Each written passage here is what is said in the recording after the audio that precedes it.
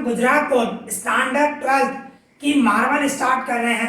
अगर जो आप स्टैंडर्ड 10th में हैं तो गाला करना चाहिए, और गाला के हमने स्टार्ट कर दिया है। मैथ्स के 3 पेपर करवा दिए हैं। डिस्क्रिप्शन में मैं आपको प्लेलिस्ट दे दूंगा, वहां से आप गाला के 3 पेपर आप देख सकते हो।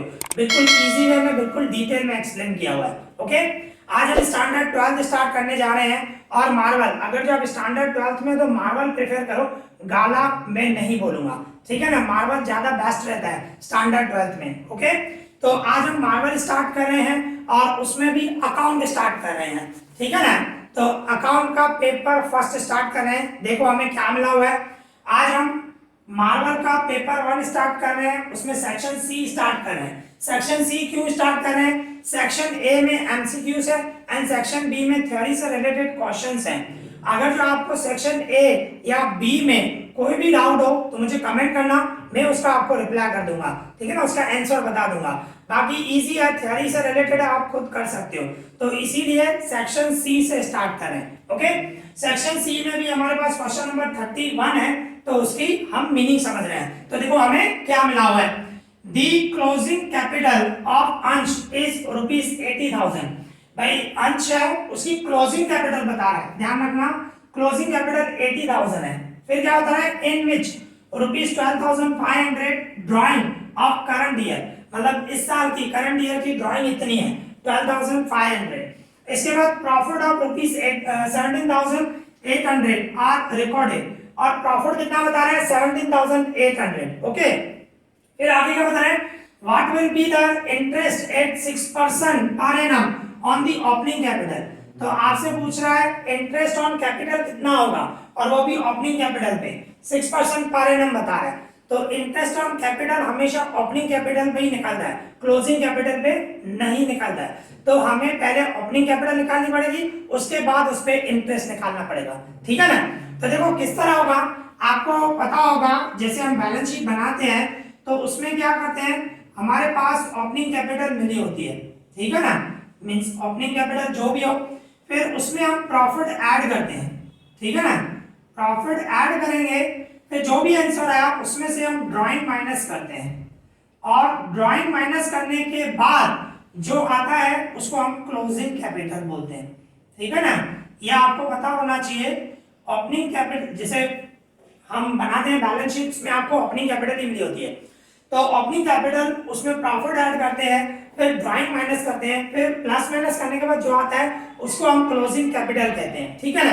पर इसमें थोड़ा उल्टा है। देखो हमें क्लोजिंग कैपिटल दी हुई है, तो यहाँ पे क्लोजिंग कैपिटल आपको 80,000 मिली हुई है, ठीक है ना, इस तरह। फिर दूसरा ड्राइंग बता रहा है 12,500 जो है वो ड्राइंग है, तो 12,500 जो जो मिला हुआ है मैं लिख देता हूँ, ठीक है, ये ड्राइंग है। और प्रॉफिट दिया गया है 17,800, ये आपको प्रॉफिट मिला हुआ है। क्लोजिंग कैपिटल मिली है उसके सामने लिखा, ड्राइंग मिली हुई है उसके सामने लिखा, प्रॉफिट मिला हुआ है उसके सामने लिखा। अभी हमें ओपनिंग कैपिटल नहीं मिली हुई है, तो देखो सिंपल है। अभी 80,000 में से ये जो है यहाँ पे जो अमाउंट आएगी उसमें से ये माइनस करूंगा तो ये आएगा। तो कहने का मतलब जब ऑपोजिट जाते हैं ना, ये जो माइनस कर रहा है ना प्लस कर दो। भाई 80 में ये प्लस करूं तो क्या हो जाएगा 92,500, ऐसे हो जाएगा। आप खुद सोचो, इसमें से ये माइनस करूंगा तो 80,000 आएगा ना, तो जब उल्टा जा रहा है ना, जो माइनस कर दे रहा वो प्लस करो। तो इसका और इसका मैंने प्लस किया, क्लोजिंग कैपिटल और ड्राइंग इन दोनों का प्लस किया तो ये आया। फिर इसमें से ये जो है अभी प्लस है ना तो माइनस करो, उल्टा जा रहा है तो माइनस करो, इसमें से ये माइनस करो तो हमें ओपनिंग कैपिटल मिल जाएगी। मींस 92,500 है, उसमें से माइनस करो 17,800, तो माइनस किया तो क्या आया 74,700, ये हमारी ओपनिंग कैपिटल आ गई, ठीक है। मींस क्या होगा, इसमें ये प्लस करूंगा तो ये आएगा, इसमें से ये माइनस करूंगा तो ये आएगा, सिंपल है। तो हमें जब उल्टा आ गए तो जो माइनस करते हैं वो प्लस करो, जो प्लस करते हैं वो माइनस करो। तो इसमें से हमें ओपनिंग कैपिटल मिल गई। अब इसमें हमें 6% इंटरेस्ट निकालना है, तो वही निकालना था ना, तो हम निकालेंगे इंटरेस्ट ऑन कैपिटल, हमें कैपिटल पे इंटरेस्ट निकालना है, ठीक है ना।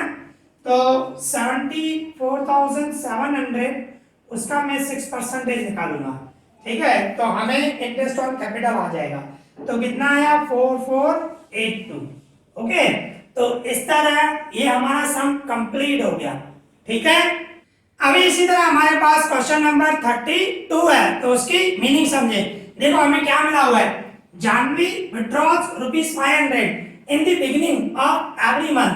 मतलब जानवी है बिजनेस में से विड्रॉ कर रही है 500 और वो भी beginning of the every month, मतलब हर मंथ की फर्स्ट डेट को, मतलब 1 जनवरी, 1 फेब, 1 मार्च, 1 अप्रैल, मतलब शुरुआत में ही, स्टार्टिंग में ही 500 रुपया विड्रॉ कर रही है, बिजनेस से लेके जा रही है। ठीक है, फिर आगे क्या बता रहे हैं, if 10% per annum interest is chargeable, अगर जो 10% इंटरेस्ट लग रहा है, चार्ज लग रहा है सॉरी ऑन ड्राइंग पे 10% इंटरेस्ट चार्ज कर रहे हैं, तो आगे क्या होता है, डिटरमाइन एनुअल ड्राइंग, मतलब पूरे साल की ड्राइंग कितनी हुई वो बताओ, एंड इंटरेस्ट ऑन ड्राइंग, और इंटरेस्ट ऑन ड्राइंग कितना हुआ जानने के लिए वो हमें फाइंड करना है। बिल्कुल इजी है। देखो आपको ये ध्यान रखना है, ऐसे तो आप चैप्टर जब किया था, आपने चैप्टर फर्स्ट किया था, तब आपको पता होगा, आपने किया होगा, जब एवरी मंथ की बिगिनिंग में ली जाती है, ड्राइंग की जाती है, तो उसमें इंटरेस्ट ऑन ड्राइंग 78 मंथ का निकलता है, आपको पता होना चाहिए। और अगर जो at the end of the each month बता था, भाई हर मंथ की एंड में लेता, तो उस टाइम पे 66 मंथ का इंटरेस्ट निकलता है। ठीक है, ये आपको ध्यान रखना है। तो यहाँ पे कितने मंथ का निकलेगा, 78 मंथ का निकलेगा। ठीक है, तो देखो सबसे पहले हम एनुअल ड्राइंग निकालें, तो देखो सिंपल है, एनुअल ड्राइंग, तो एनुअल ड्राइंग कितनी होगी, एक मंथ की 500 है, तो पूरे साल की कितनी हुई 6000, तो ये एनुअल ड्राइंग हुई। आपको बोल रहा है एनुअल ड्राइंग कितनी होगी। इसके बाद इंटरेस्ट ऑन ड्राइंग निकालना है, वो भी बिल्कुल इजी है। अभी देखो इंटरेस्ट ऑन ड्राइंग जो निकलेगा वो 78 मंथ का निकलेगा, जैसे मैंने अभी अभी समझाया, और वो किस पे निकलेगा, ये 6000 पे नहीं निकलेगा। आप हर मंथ की मींस स्टार्टिंग में कितने पैसे ले रहे हो, 500, तो 500 पे निकालना, भाई पूरे 6000 पे नहीं निकालना, ये ध्यान रखना। स्टूडेंट इसमें मिस्टेक करते हैं, 6000 भाई पूरे साल में 6000 ड्राइंग हुई उस पे निकाल दे, नहीं, आप ध्यान रखना, एवरी मंथ बताए, स्टार्टिंग में इन द बिगिनिंग बताया तो 78 मंथ का निकलेगा, और एट द एंड बताया तो 66 मंथ का निकलता है। पर वो कौन सी अमाउंट पे, जो अमाउंट वो विड्रॉ कर रहा है हर मंथ में, तो यहाँ पे हर मंथ में 500 विड्रॉ कर रहा है, तो 500 पे आपको इंटरेस्ट निकालना है, 500, और इंटरेस्ट ऑन ड्राइंग कितना है, 10% है, और कितने मंथ होंगे, 78 डिवाइडेड 12, 78 मंथ का। ठीक है ना, तो 500 का 10% निकालो, 50 इंटू 78 डिवाइड 12 करूं मैं, ठीक है ना, 50 इंटू 78 डिवाइड 12 करूं, तो कितना आया, 325। ओके, बिल्कुल इजी है।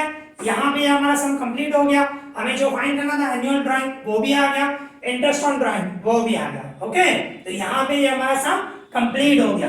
ठीक है, अभी इसी तरह हमारे पास क्वेश्चन नंबर 33 है, तो उसकी मीनिंग समझिए।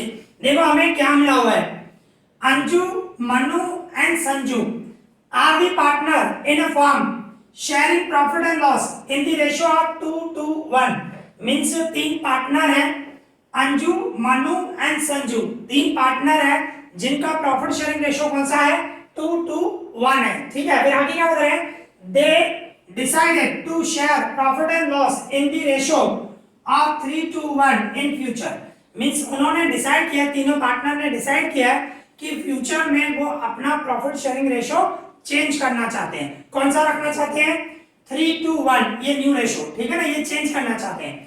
फिर क्या होना है, फ्रॉम दिस इंफॉर्मेशन, जो ऊपर आपको इंफॉर्मेशन दी हुई है उसमें से कैलकुलेट दी सैक्रिफाइसिंग रेशियो, मतलब किसने सैक्रिफाइस किया, नेचुरली है, जब ओल्ड रेशो था, पहले रेशो था, अभी नया रेशो करोगे तो नेचुरली किसी को लॉस होगा, किसी को प्रॉफिट होगा, मींस किसी को सैक्रिफाइस होगा, किसी को गेन होगा। ठीक है ना, तो वो आपको बोल रहा है सैक्रिफाइसिंग रेशो निकालो। तो देखो किस तरह होगा, उसकी फॉर्मूला है, सबसे पहले हम देखें हमारा जो ओल्ड रेशो है, हमारा ओल्ड रेशो है 2:1, और न्यू रेशो है हमारा, न्यू रेशो है 3:1।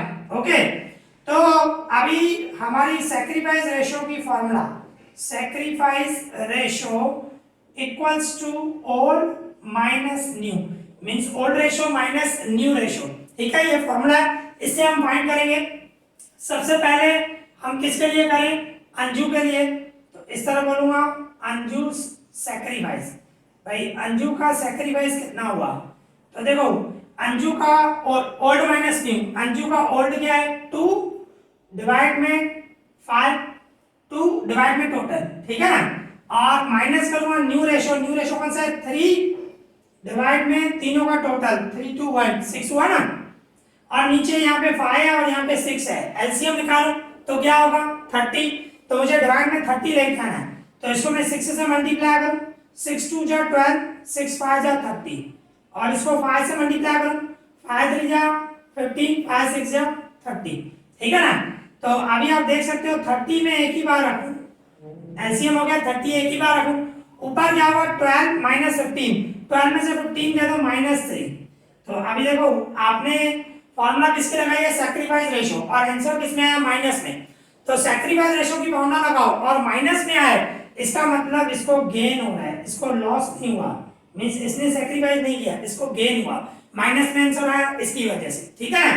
तो ये हुआ अंजू के लिए। अभी इसी तरह मन्नू के लिए करें हम, तो देखो आप देख सकते हो ऐसे बोलेंगे हम मन्नू सैक्रिफाइस, भाई मन्नू का सैक्रिफाइस क्या होगा वो हम फाइंड करें, तो देखो मन्नू का ओल्ड रेशो कौन सा है 2/5, माइनस करूं न्यू रेशो कौन सा है 2/6, ठीक है ना, 2 डिवाइड में 6, अभी 5 और 6 है, इसका एलसीएम निकालो 30, तो इन दोनों को मैं 6 से मल्टीप्लाई करूं, इधर लिख रहा हूं मैं, इन दोनों को 6 से मल्टीप्लाई करूं, 6 2 जा 12 और डिवाइड में 6 5 जा 30, और इन दोनों को 5 से मल्टीप्लाई करूं, 5 2 जा 10 डिवाइड में 5 6 जा 30, तो आप देख सकते हो डिवाइड में 30 आया, और ऊपर 12 माइनस 10 2 आया ना, और प्लस में आया, प्लस में आया मतलब ये सैक्रिफाइस हुआ, ये इसका सैक्रिफाइस रेशो की फॉर्मूला लगा रहे हैं, और प्लस में आया तो सैक्रिफाइस, माइनस में आया तो मींस गेन हुआ है, उल्टा होगा, ठीक है ना।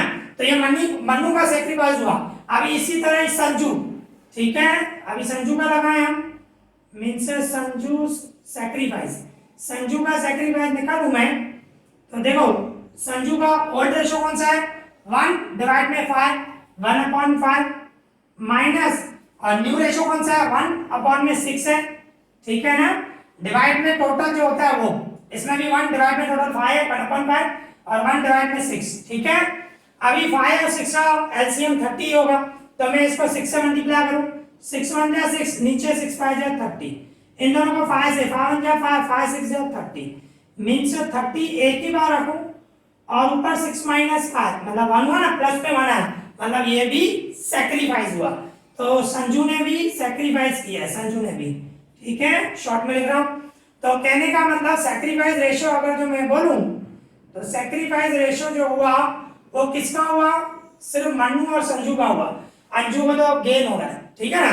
तो सैक्रिफाइस रेशो अगर जो निकालना हो ना, तो आपको इस तरह है, संजू का क्या है 2/30 है, और सॉरी मन्नू का, और संजू का कितना है 1/30, तो ये जो ऊपर है ना, ऊपर से हिस्सा लेना है 2 and 1 मतलब 2:1, तो ये सैक्रिफाइस रेशो मन्नू और संजू का आया, ठीक है ना। तो यहाँ पे ये हमारा सम कंप्लीट हो गया, ठीक है। अभी इसी तरह हमारे पास क्वेश्चन नंबर 34 है, तो उसकी मीनिंग समझे। देखो हमें क्या मिला हुआ है, how would you deal with the following balances disclosed in the balance sheet at the time of dissolution of a partnership form. Means देखो इसमें क्या बता रहे हैं, एक पार्टनरशिप फॉर्म है वो डिसॉल्व हो रही है, डिसॉल्व हो रही है मतलब बंद हो रही है, विसर्जन कर रहे हैं मतलब फॉर्म बंद कर रहे हैं बिल्कुल। तो फॉर्म कभी भी बंद करते हैं ना, जो भी एसेट होते हैं वो सेल कर देते हैं, और जो भी लिएबिलिटी होती है वो पेमेंट करते जाते हैं, एसेट्स में से जो भी पैसे आएंगे वो पेमेंट करते जाते हैं लिएबिलिटी में। फॉर्म डिसॉल्व हो रही है, बंद हो रही है, तो जब फॉर्म बंद हो रही है उस टाइम पे बैलेंस शीट में ये आपको बैलेंसेस दिए गए हैं, क्लियर बता रहा ना, balances disclose in the balance sheet, तो ये बैलेंस शीट में ये बैलेंसेस दिए गए हैं, तो उसका आप क्या इफेक्ट करोगे, हाउ वुड यू डील, आप उसका इफेक्ट कैसे करोगे वो आपको बताना है जब फॉर्म बंद करते हैं तब। तो उसमें आप देखो क्या बता रहे हैं, first number investment fluctuation fund. अब देखो इन्वेस्टमेंट फ्लक्चुएशन फंड क्या होता है भाई, इन्वेस्टमेंट के अगेंस्ट में प्रोविजन करना। जैसे कि सपोज करो आप शेयर मार्केट में इन्वेस्ट कर रहे हो, तो शेयर मार्केट में इन्वेस्टमेंट कर रहे हो, तो कहने का मतलब शेयर्स जो है सडनली बढ़ते भी है तो सडनली गिरते भी हैं, तो कहने का मतलब वो फ्लक्चुएशन होते हैं, बराबर ना। तो अगर जो ज्यादा गिर जाए तो किसको लॉस होगा, हमें ही लॉस होगा, और उसका इफेक्ट बिजनेस को नहीं पड़े उसके लिए ये फंड क्रिएट किया जाता है, इन्वेस्टमेंट फ्लक्चुएशन फंड। तो जब अभी फॉर्म ही बंद हो रही है तो इसका इफेक्ट कहां पे करोगे, तो ये क्या होता है, investment fluctuation fund balance sheet में लिएबिलिटी साइड होता है, जब ट्रांसफर करोगे तो रियलाइजेशन अकाउंट में क्रेडिट करो तो ज्यादा, इसका दूसरा इफेक्ट भी होता है, सामने इन्वेस्टमेंट में से माइनस कर सकते हैं, पर वो इफेक्ट मैं आपको सजेस्ट नहीं करूंगा। क्या लिखो कि इन्वेस्टमेंट फ्लक्चुएशन फंड रियलाइजेशन में हम क्रेडिट करेंगे, ठीक है। तो कहने का मतलब इफेक्ट क्या होगा, आप इस तरह बोलोगे investment fluctuation fund account debit, अगर जो मैं एंट्री करूं तो इस तरह करूंगा, investment fluctuation fund account debit, investment fluctuation account debit to realisation account, मतलब रियलाइजेशन में क्रेडिट करेंगे। ओके, जब फॉर्म बंद कर रहे हैं तो रियलाइजेशन अकाउंट बनाते हैं, रियलाइजेशन का मतलब क्या होता है, एसेट जो भी पड़ी है रियलाइज करो और सामने लिएबिलिटी हो उसको पेमेंट करते जाओ, वो रियलाइजेशन अकाउंट होता है, ठीक है ना। तो रियलाइजेशन अकाउंट में आप क्रेडिट कर दो तो बेस्ट रहेगा, बेटर है। इसका दूसरा इफेक्ट भी होता है पर मैं आपको सजेस्ट यही करूंगा, ठीक है। इसके बाद दूसरा number workman accident compensation fund. अभी वर्कमैन कंपनसेशन फंड मींस क्या होता है भाई, नेचुरली है हम बिजनेस में थोड़ा सा फंड क्रिएट करते हैं, ये भी फंड क्रिएट करते हैं, क्यों, क्योंकि जो कारीगर है, जो वर्कमैन है, उनका अगर जो एक्सीडेंट हो गया तो पेमेंट किसको करनी पड़ेगी, हमें ही करनी पड़ेगी, मींस हम ऑनर है, पार्टनरशिप फर्म के पार्टनर है, ऑनर है, ऐसे समझ के करो, ठीक है ना। तो अगर जो किसी कारीगर का एक्सीडेंट हो गया तो उसको पैसे देने पड़ेंगे, पर अगर जो एक्सीडेंट नहीं हुआ तो हमने तो साइड किया ना, तो ये एक्यूमुलेटेड प्रॉफिट हुआ ना, हमने पैसे साइड किए हुए हैं, तो उसको बोलते हैं वर्कमैन एक्सीडेंट कंपनसेशन फंड, मतलब ये फंड पड़ा है, एक्सीडेंट के लिए हमने साइड किया था पर किसी का एक्सीडेंट नहीं हुआ है, हमारा एक्यूमुलेटेड प्रॉफिट है, तो वो प्रॉफिट किस में लेके जाते हैं, पार्टनर्स का, जो अगर जो कैपिटल अकाउंट बना रहे हो तो कैपिटल अकाउंट में क्रेडिट करो, अगर जो करंट अकाउंट बना रहे हो तो करंट अकाउंट क्रेडिट करो, ठीक है, इस तरह। तो ये फंड जो है पार्टनर्स में क्रेडिट होगा, उनकी कैपिटल या करंट अकाउंट, तो हम क्या बोलेंगे, शॉर्ट में लिख रहा हूं वर्कमैन एक्सीडेंट कंपनसेशन फंड, ठीक है। तो ये जो होगा ये डेबिट होगा, और क्रेडिट क्या होगा, पार्टनर्स कैपिटल बोलो, पार्टनर्स कैपिटल या तो करंट बोलो, ठीक है ना। पार्टनर्स की कैपिटल अकाउंट में क्रेडिट होगा या करंट अकाउंट में, जो भी आप बना रहे हो तो उसमें क्रेडिट होगा, इजी। तो ये हो गया सेकंड नंबर।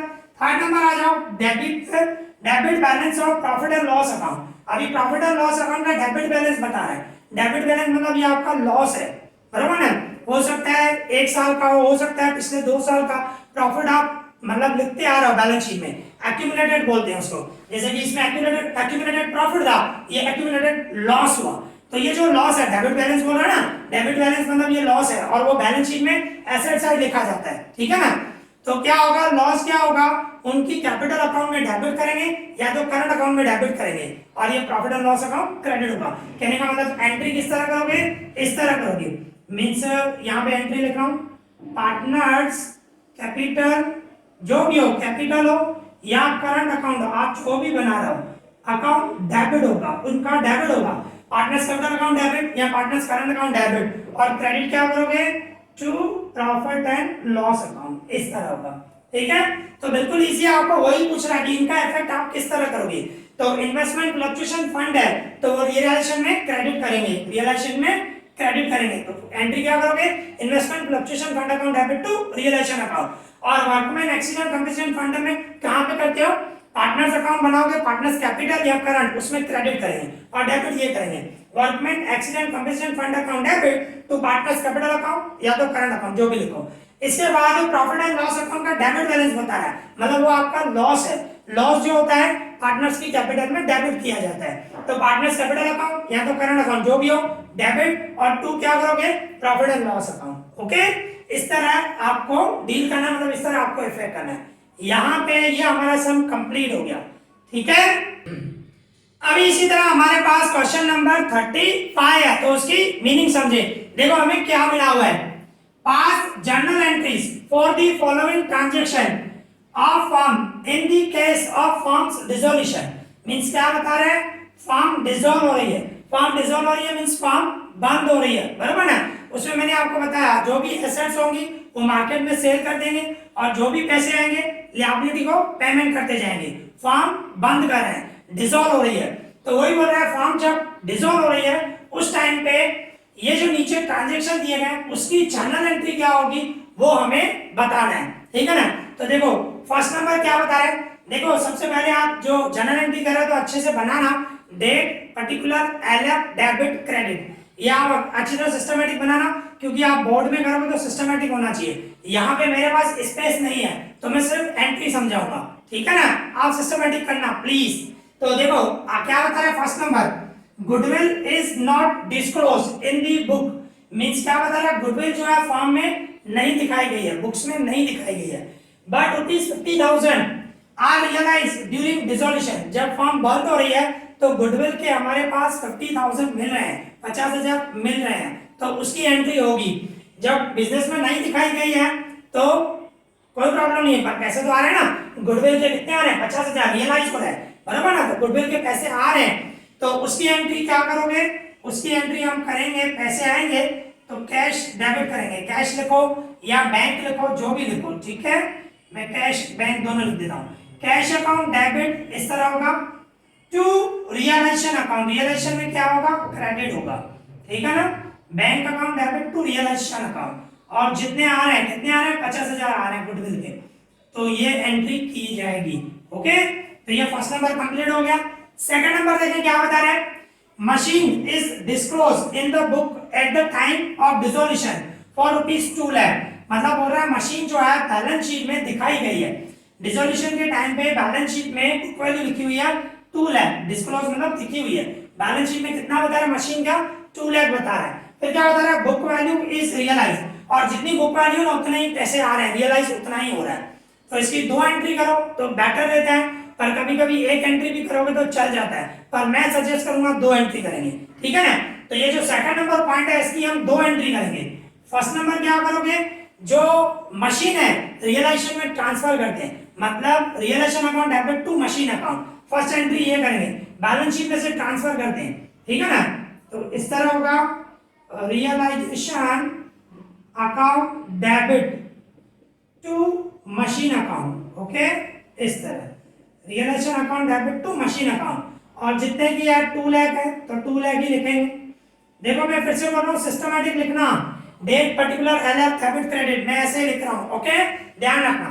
तो ये फर्स्ट एंट्री हुई, इसकी सेकंड एंट्री होगी, रियलाइज हो रहा है ना, मतलब पैसे आ रहे हैं ना, क्लियर बोला है, बुक वैल्यू इज रियलाइज, मतलब 2 लाख मार्केट में सेल करने जा रहे हैं तो 2 लाख मिल रहे हैं, तो एंट्री क्या होगी उस टाइम पे, कैश अकाउंट डेबिट, कैश लिखो या बैंक लिखो जो भी लिखो, cash account debit to realisation account, okay, to realisation account, और बुक वैल्यू है 2 लाख, 2 लाख ही रियलाइज हुआ तो 2 लाख लिखेंगे, ठीक है ना। तो इस तरह आपको ध्यान रखना है, इसकी 2 एंट्री हुई, सबसे पहले बैलेंस शीट में लिखी हुई है तो बैलेंस शीट में से रियलाइजेशन में ट्रांसफर करेंगे तो उसकी एंट्री होगी realisation account debit to machine account, फिर मशीन अकाउंट जब बेचेंगे पैसे आ रहे हैं तो कैश अकाउंट डेबिट हो जाएगा और रियलाइजेशन क्रेडिट हो जाएगा, तो एंट्री हो जाएगी cash account debit to realisation account, okay, तो इसकी 2 एंट्री हुई। अभी थर्ड नंबर क्या बता रहा है, डिसोल्यूशन एक्सपेंस पेड 5,000, अभी देखो फॉर्म बंद कर रहे हैं तो नेचुरली थोड़े बहुत खर्चे तो होंगे होंगे, करो ना, तो उसको मींस के जो भी एसेट ट्रांसफर करो, बहुत सारे खर्चे होते हैं, एक्सपेंस होंगे होंगे, जिसको क्या बोलते हैं डिसोल्यूशन एक्सपेंस, ठीक है ना। तो एक्सपेंस हो रहे हैं तो रियलाइजेशन में डेबिट करते हैं और पैसे जाते हैं तो कैश क्रेडिट करेंगे, मतलब एंट्री क्या होगी, realisation account debit to cash account, ठीक है ना। तो उसकी एंट्री थर्ड नंबर की एंट्री होगी, ये जो थर्ड नंबर है उसकी एंट्री होगी रियलाइजेशन अकाउंट एक्सपेंस है तो रियलाइजेशन डेबिट होगा, realisation account debit to cash account, पैसे जाएंगे और जितना खर्चा हो रहा है कितना हो रहा है 5,000, तो 5,000 की एंट्री होगी, इस तरह की जाएगी, ओके। तो ये ध्यान रखना है, जो फर्स्ट नंबर है उसकी एंट्री इस तरह होगी और जो सेकंड नंबर है उसकी 2 एंट्री की है और जो थर्ड नंबर है उसकी एक ही एंट्री होगी, ठीक है ना। तो यहाँ पे ये हमारा सम कंप्लीट हो गया, ठीक है। अभी इसी तरह हमारे पास क्वेश्चन नंबर 36 है, तो उसकी मीनिंग समझे। देखो हमें क्या मिला हुआ है, issued 9500 9.5% debenture of ₹100 each at discount of 10%। देखो क्या बता रहा है भाई, डिबेंचर है 9.5% वाले और 9500 डिबेंचर है, इशू किए जा रहे हैं 100 वाला 10% डिस्काउंट पे, मतलब 100 वाला 90 में, 100 का 10% निकालूंगा तो 10 रुपीस आएगा, मतलब 100 वाला 90 रुपीस में इशू किया जा रहा है, ठीक है ना। फिर आगे क्या बता रहे हैं, और वो भी रिडीमेबल एट पार। रिडीमेबल का मतलब है पैसे वापस करना, रीपे करना आफ्टर 5 ईयर 10 ईयर्स, वो कंडीशंस होती है वो बताते हैं, इसमें नहीं बताया, सिर्फ क्लियर बता रहा है redeemable at par. At par का मतलब है 100 रुपए वाला 100 रुपए में ही मींस रिडीम जब करेंगे तो उनको मींस डिबेंचर होल्डर को 100 रुपया ही मिलेगा, मतलब कंपनी को ना नुकसान हुआ ना ही प्रॉफिट हुआ, नुकसान नहीं हुआ। ये डिस्काउंट अलग चीज है, डिस्काउंट को अपनी जगह पे रखो। पर सपोज करो ऐसे बता रहा रिडीमेबल भाई 8105 बोला तो 5 रुपया कंपनी को नुकसान होता, 100 रुपए का 105 रुपए में रिडीम करना पड़ता। यहाँ पे 8 पार बोला तो कंपनी को नुकसान नहीं हुआ, ठीक है ना। फिर आगे क्या बता रहे हैं, right journal entries only for issue of debenture. जो डिबेंचर इशू कर रहे हैं उसकी आपको जनरल एंट्री लिखनी है फ्रॉम द फॉलोइंग ट्रांजैक्शन, मतलब ये जो ट्रांजैक्शन है उसकी हमें सिर्फ इशू की एंट्री करनी है, ठीक है ना। रिडीमेबल मींस रिडीम जो करेंगे आफ्टर 5 ईयर या 10 ईयर वो तो बता नहीं रहा है, जब रिडीम की भी अलग से एंट्री होती है वो हमें नहीं करनी है, सिर्फ इशू की एंट्री करनी है। तो उसकी कितनी एंट्री होगी, 2 एंट्री होगी, ठीक है ना। तो देखो कौन सी होगी, और मैंने आपको पहले भी बताया अच्छी तरह बनाना, date particular LF debit credit, मैं सिर्फ एंट्री लिख रहा हूं, आपको अच्छे से लिखना है, ठीक है। तो देखो सबसे पहले आप इशू कर रहे हो तो फर्स्ट एंट्री क्या होगी, पैसे आएंगे तो बैंक अकाउंट डेबिट, बैंक लिखो बेटर रहता है, ऐसे कैश भी लिख सकते हो पर बैंक लिखो तो बेटर होगा। Bank account debit to debenture, ऐसे बोलेंगे debenture application and allotment account, application and allotment account, ठीक है इस तरह। तो वो अमाउंट कितनी आएगी, 9500 शेयर्स है और आप 90 में इशू कर रहे हैं, 100 वाला 90 रुपीस में, तो 9500 इंटू 90 करूंगा, ठीक है ना, 9500 इंटू 90 करूंगा तो कितना आया 8,55,000, 8,55,000 इस तरह होगा। फिर सेकंड एंट्री क्या करोगे, सेकंड एंट्री ये जो आपने डेबिट किया है मींस ये क्रेडिट किया वो डेबिट हो जाएगा, मींस इस तरह बोलेंगे debenture application, debenture application and allotment account debit, ठीक है ये डेबिट हो जाएगा। और दूसरा डेबिट क्या होगा, debenture discount, debenture discount account debit, discount भी है ना तो वो डेबिट हो जाएगा, debenture discount account debit to 9.5% debenture account, ठीक है ना इस तरह एंट्री होगी। और इसमें देखो डिबेंचर एप्लीकेशन और अलॉटमेंट में यही अमाउंट लिखोगे 8,55,000 और इसमें डिबेंचर डिस्काउंट में कितना आएगा 9500 इंटू 10 रुपीज, 10 रुपया डिस्काउंट था ना तो 95,000, ओके। इन दोनों का मिला के इसमें आएगा, या तो 9500 इंटू 100 करूंगा, 9500 इंटू 100 वाला डिबेंचर है, ठीक है तो क्या होगा 9,50,000, ओके इस तरह आप लिख सकते हो। तो यहाँ पे इस तरह ये 2 एंट्री होंगी, तो यहाँ पे ये हमारा सम कंप्लीट हो गया और इसके साथ हमारा सेक्शन सी भी कंप्लीट हो गया। तो आज हमने जो भी सम किए आई होप आपको अच्छे से समझ में आया होगा। अगर जो आपको कोई भी डाउट हो तो मुझे कमेंट करना, मैं पूरी कोशिश करूंगा जल्द से जल्द उसका रिप्लाई करूं। एंड मैं ये भी कोशिश करूंगा कि रेगुलर वीडियो बनाऊं क्योंकि अभी हमारे पास टाइम बहुत कम है, मई में एग्जाम है, नियरली समझो हमारे पास 1 मंथ ही है, ज्यादा तो नहीं है। तो पूरी कोशिश करूंगा रेगुलर वीडियो अपलोड करूं और मैं भी मेहनत कर रहा हूं, आप भी मेहनत करें प्लीज, ओके। तो इस वीडियो में इतना ही, thank you for watching this.